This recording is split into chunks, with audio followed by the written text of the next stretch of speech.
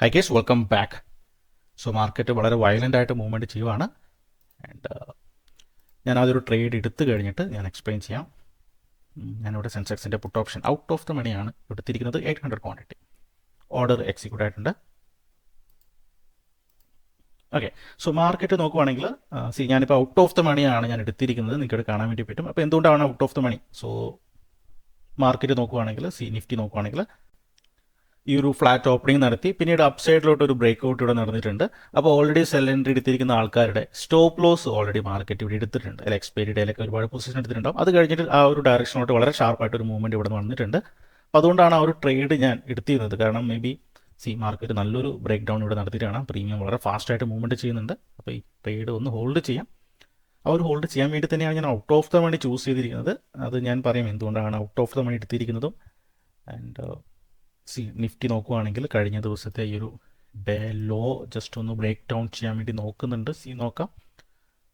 അപ്പോൾ out of the money choose ചെയ്തത് അപ്പോൾ ഓൾറെഡി നമുക്കറിയാം ഇന്ന് എക്സ്പയറി ആണ്. സെൻസെക്സിൽ ചില സമയങ്ങളിൽ വളരെ ക്വിക്കായിട്ടുള്ള മൂവ്മെൻറ്റുകൾ നടത്താറുണ്ട്. ഓക്കെ, അതുകൊണ്ടാണ് ഔട്ട് ഓഫ് ദ മണി എടുത്തിരിക്കുന്നത്. ഓൾസോ ഞാൻ എടുത്തിരിക്കുന്ന റിസ്ക് ആണെങ്കിലും ലിമിറ്റഡ് റിസ്ക് ആണ്. അപ്പോൾ 800 ക്വാണ്ടിറ്റിയാണ് എടുത്തിരിക്കുന്നത്. ആവറേജ് പ്രൈസ് വരുന്നത് 76 സംതിങ് 70 സംതിങ്. അപ്പോൾ 800 ഇൻറ്റു 70 ഏകദേശം ഒരു 60,000 ബിലോ ആണ് ഓവറോൾ ആ ഒരു റിസ്ക് ഉള്ളത്. എൻ്റെ മാക്സിമം ലോസ് എന്ന് പറഞ്ഞിട്ടുണ്ടെങ്കിൽ ആ ഒരു 60,000 ആണ്.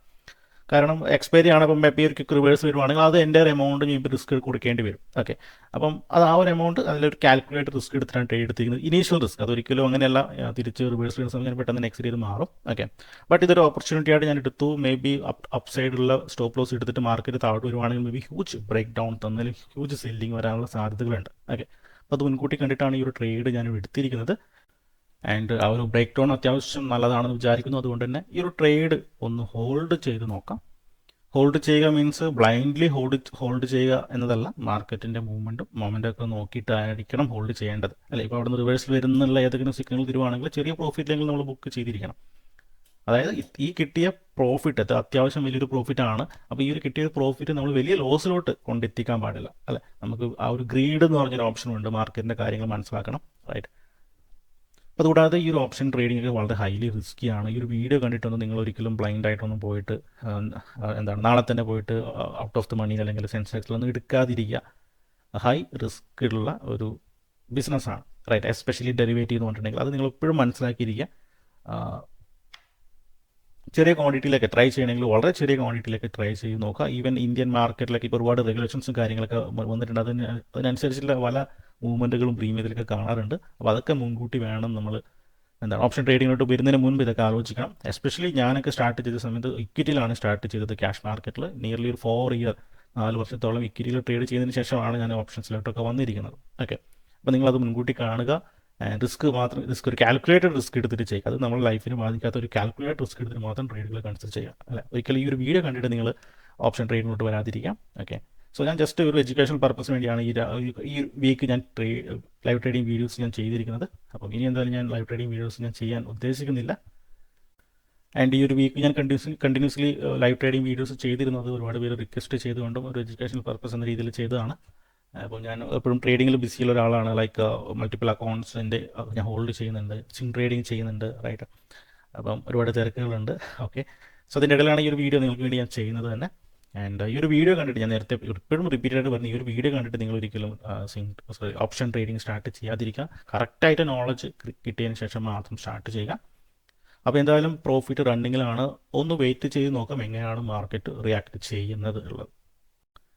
ഓക്കെ, സോ അപ്പോൾ ആ ഒരു ട്രേഡ് എടുത്ത് 10 മിനിറ്റ്സ് കഴിഞ്ഞു. മാർക്കറ്റ് സ്റ്റിൽ ആ ഒരു ലോ ബ്രേക്ക് ഡൗൺ ചെയ്ത് അതിൻ്റെ താഴെ സസ്റ്റെയിൻ ചെയ്തെന്ന രീതിയിൽ നിൽക്കുകയാണ്. പ്രത്യേകിച്ച് ഒരു കൺവിഷൻ കിട്ടുന്നില്ല ഇനിയും താഴോട്ട് മൂവ്മെൻറ്റ് നടക്കുമെന്നുള്ളത്.